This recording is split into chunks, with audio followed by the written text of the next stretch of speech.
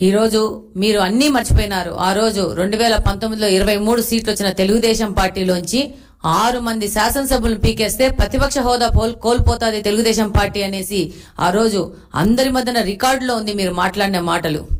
అలాగనే మీ యొక్క కేబినెట్ లో పనిచేసిన పేర్ని నాని అనే వ్యక్తి ద్వారా 6 మందిని తెలుగుదేశం లో గెలిచిన ఎమ్మెల్యేలని గుంజాలని మీరు ప్రయత్నం చేసిన మాట వాస్తవం కాదా? ఆ రోజు తెలుగుదేశం పార్టీకి ప్రతిపక్ష హోదా లేకుండా వాళ్ళని చెయ్యాలని ఒక దుర్మార్గమైన ఆలోచన చేసిన మీరు ఈ రోజు ప్రతిపక్ష హోదా మీద మీరు అసెంబ్లీకి రాకుండా ఉండడానికి నెట్టడం జరుగుతూ ఉంది. ఆ రోజు తెలుగుదేశం పార్టీ 4 సభ్యులు వెళ్ళినా కూడా 19 సభ్యులతో ప్రతి ఒక్క అసెంబ్లీ సెషన్ కి వెళ్లడం జరిగింది. ప్రజా సమస్యల మీద పోరాడడం జరిగింది. ఒకవేళ మీరు ఏ విధమైన అవమానాలు చేసినా దాన్ని భరిస్తూ ప్రజల పక్షాన్ని నిలబడడం జరిగింది తెలుగుదేశం పార్టీ.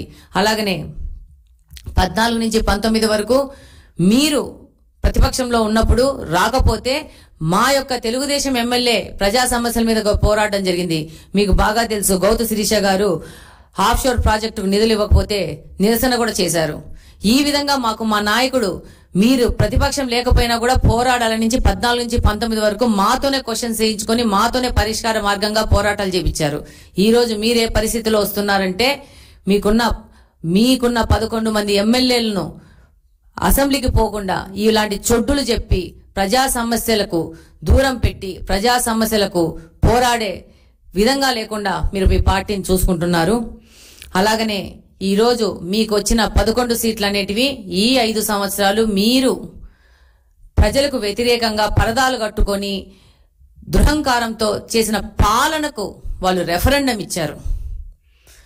ఇది గమనించుకొని కనీసం ఇప్పటి నుంచైనా గాని ప్రజలకు సేవ చేసే విధానంగా మీరు ముందుకొచ్చి అసెంబ్లీలో ప్రజలకు ఉన్న సమస్యల మీద గలమెత్తితే బాగుంటది. అంటే మీరు అసెంబ్లీలోకి రావడానికి ఓన్లీ ముఖ్యమంత్రి అయితేనే వస్తారా? ముఖ్యమంత్రి స్థానంలోనే ఉంటే వస్తారా? అంటే మీకు ఓట్లేసింది ముఖ్యమంత్రి స్థానంలోకి ఎక్కడానికే ప్రజలు అనుకుంటున్నారా? మనకు ఓట్లేసింది మన నియోజకవర్గంలో ప్రజలు మనకు సేవ చేయడానికి మాత్రమే ఓటేశారు. దాన్ని మీరు ఉపయోగించుకొని మీకు మేము విన్నవించుకుంటున్నాము. పులివెందల్లో ఉన్న సమస్యల మీద మీరు గలమెత్తి అసెంబ్లీకి వచ్చి పోరాడితే బాగుంటుందని నేను చిన్న విన్నపం చేసుకుంటున్నాను.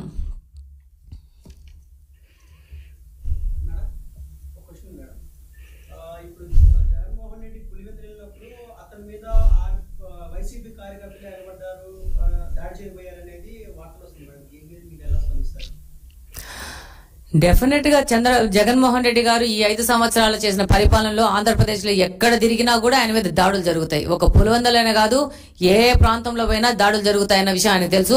ఆ తర్వాత మరుసటి రోజు బెంగళూరుకు పోయినా కూడా అక్కడ కూడా వచ్చేసి దాడులు చేసినారని మనం మీడియా ద్వారా తెలుసుకోవడం జరిగింది. ఈ రోజు ఆయన పాలనలో నష్టపోని వ్యక్తి అంటూ ఎవరూ లేరు ఆంధ్రప్రదేశ్ లో. ఒక్క వైఎస్ఆర్సీపీకి సంబంధించిన నాయకులు వాళ్ళు తప్పితే రెస్ట్ ఆంధ్రప్రదేశ్ మొత్తం ఈ 5 సంవత్సరాలు ఎంత నష్టపోయిందో దాని రెఫరెండమే ఈ జగన్మోహన్ రెడ్డి గారికి ఇచ్చిన 11 సీట్లు.